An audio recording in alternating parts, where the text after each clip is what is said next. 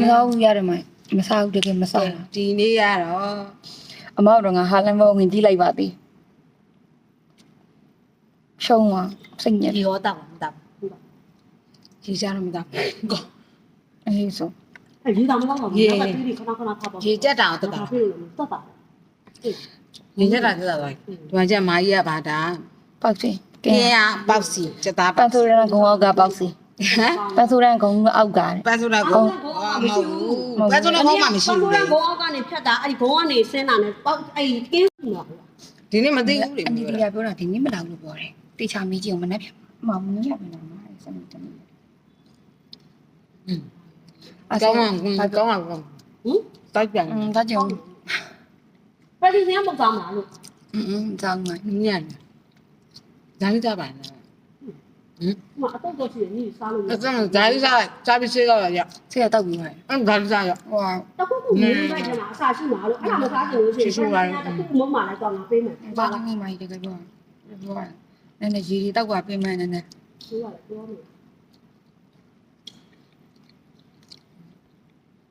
ဘွားလည်းပြောလို့ မငါ ဟုတ်ပါညာတော့ရည်စား တိတ်ဦးမှလည်းရေတွေအဲ့လိုဆက်ကျိုးပါလေမူးတွေပါလွတ်သွားလို့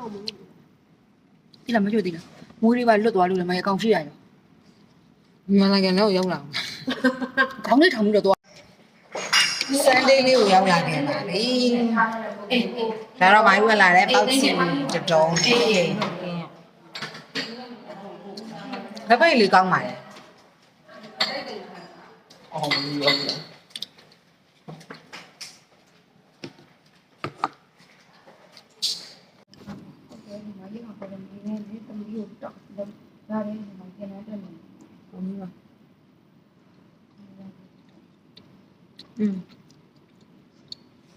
ကောင်းကောင်းညံ့ညတာကြီးဒီပေါ်သူတို့အရာရှက်ပေးတာကြီးတော့သူကအပြင်စားစားတော့မှာရတာလေးရှိနေပဲပြော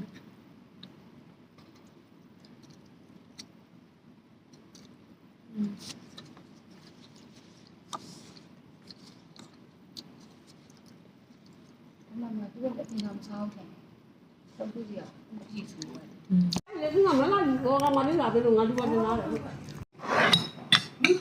အနေနဲ့ကဘုရားနေမှာပြန်လာမှာဟုတ်လား ကြာတာပြီ ကြာလာပြီဒီစုပြည်တယ်မစားဘူး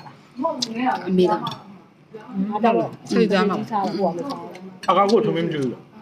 ။ဘာမစားဘူးလေ။ဟိုမှာသူမစားသေးလို့ စပင်းကော်ဖီရော မိတ်တော့စိတ်သားမလား ဟုတ်တယ် အစိတ် ။ဘုရားတို့လာတဲ့ချိန်